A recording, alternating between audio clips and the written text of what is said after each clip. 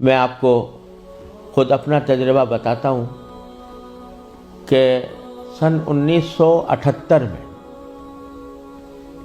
یعنی آج سے تقریباً 38 سال پہلے مجھے سب سے پہلے امریکہ جانے کا اتفاق ہوا۔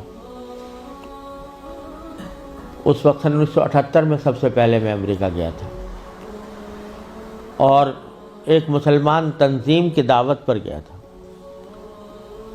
مسلمان تنظیم کا اس وقت بہت سی مسلمان تنظیموں کا ایک وفاق تھا جس نے ہمیں دعوت دی تھی۔ تو جب میں اس تنظیم میں پہنچا اور اس کا سالانہ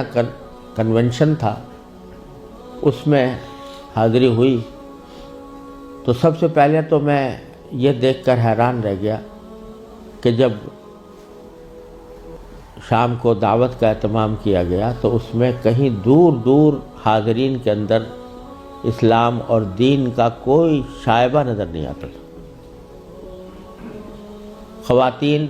اور نوجوان لڑکیاں وہ مردوں کے ساتھ اور نیم برہنہ لباس میں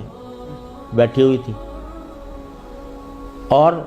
پھر اعلان یہ کیا گیا کہ اگر کسی کو حلال کو کھانا کھانا ہو تو مچھلی استعمال کرے، جس کا مطلب یہ تھا کہ کھانے میں حلال کا بھی کوئی فکر نہیں تھی۔ وہاں بیٹھنا مشکل ہو گیا، ہم لوگ کہیں الگ چلے گئے۔ اس کے بعد معلوم ہوا کہ ایک رقص و سرود کی زبردست محفل منعقد ہوئی۔ ایک بوٹنگ کا پروگرام تھا، اس بوٹنگ کے پروگرام میں سارا جو پروگرام تھا وہ رقص و سرود کی محفل میں گم ہو کر رہ گیا۔ یہ سارے نظارے دیکھنے کے بعد جب مسلمان تنظیم جس نے دعوت دی تھی اس کے سربراہ سے میں نے شکوہ کیا کہ بھائی آپ نے یہ مسلمان تنظیم ہے اور اس میں کہیں دور دور بھی کوئی شائبہ دین کا نظر نہیں آتا، تو آپ کیا کرتے ہیں، کس وجہ سے آپ نے یہ اجتماع منعقد کیا ہے؟ تو وہ لبنانی تھے وہ صاحب جن سے میں نے شکوہ کیا، تو اس کے جواب میں ان کی آنکھوں میں آنسو آنے لگے اور کہنے لگے مولانا آپ صحیح کہتے ہیں، لیکن یہ وہ قوم ہے کہ جس کے بارے میں بس ہم اتنا چاہتے ہیں کہ یہ کم از کم اپنے آپ کو مسلمان کہتی رہے۔ یہ اگر ہم یہ سمجھتے ہیں کہ اگر یہ صرف اپنے آپ کو مسلمان کہتی رہے تو یہ بھی ہماری کامیابی ہے، ورنہ اس کو اسلام سے کوئی تعلق رہا نہیں۔ ان کے آباء و اجداد کھانے پینے کی تلاش میں، تجارت اور معیشت کی تلاش میں یہاں آئے تھے، ان کو اپنے بچوں کی تعلیم و تربیت کی کوئی فکر نہیں تھی۔ یہ اسی ماحول کے اندر پلے بڑے ہیں، اور اس کے نتیجے میں ان کو دور دور بھی کہیں ان کے اندر کوئی شائبہ دین کا نظر نہیں آتا۔ ہمارا کام صرف یہ ہے کہ ان کو اس بات پر جمع کر لیں کہ بھئی تم مسلمان ہو، اپنے آپ کو مسلمان کہتے رہو، ورنہ اسلام کی کوئی چیز ان کے اندر باقی نہیں رہی۔ یہ منظر میں نے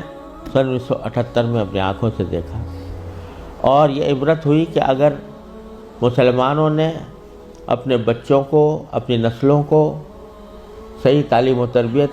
دینے کی طرف توجہ نہ دی تو اللہ بچائے یہ اس بات کی کا اندیشہ ہے کہ اللہ بچائے جو آنے والی نسلیں ہیں وہ اللہ بچائے مرتد نہ ہو جائیں۔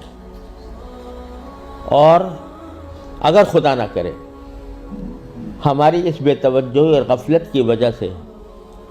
ایسا ہوا کہ ہماری نئی نسلیں گمراہ ہوئیں، غلط راستے پر گئیں، تو اس کا وبال ہمارے اوپر ہو،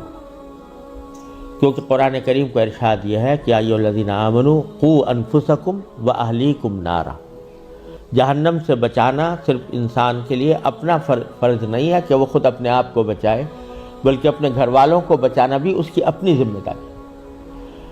اور یہ بڑے شرم کی بات ہوگی کہ ہمارے آباء و اجداد نے ہمیں اللہ تعالیٰ کے فضل و کرم سے ایمان اور اسلام کی دولت ورثے میں عطا فرمائی، اور ہم اپنی اولاد کو اللہ بچائے غلط راستے کے اوپر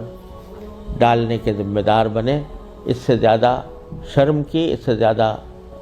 نقصان کی کوئی اور بات نہیں ہو سکتی۔ لہٰذا یہ مسئلہ جس اہمیت کے ساتھ توجہ کا محتاج ہے، اللہ تعالیٰ کا بڑا فضل و کرم ہے، اب حالات میں تبدیلی آ رہی ہے، خاص طور سے انگلینڈ میں اور امریکہ میں بھی اب بہت مسلمانوں کو اس طرف توجہ ہوئی ہے، ادارے قائم ہو رہے ہیں، لیکن جس پیمانے پر ضرورت ہے اس پیمانے کی ابھی تک کمی ہے، اور اس کا واحد علاج یہی ہے کہ جس کے دل میں بھی یہ درد ہے وہ دامے درمے قدمے سخنے جس طرح بھی ہو سکے وہ ایسے ادارے قائم کرنے کی کوشش کرے، ان اداروں کے ساتھ تعاون کرے، اس میں اپنے بچوں کو بھیجنے کا اہتمام کرے۔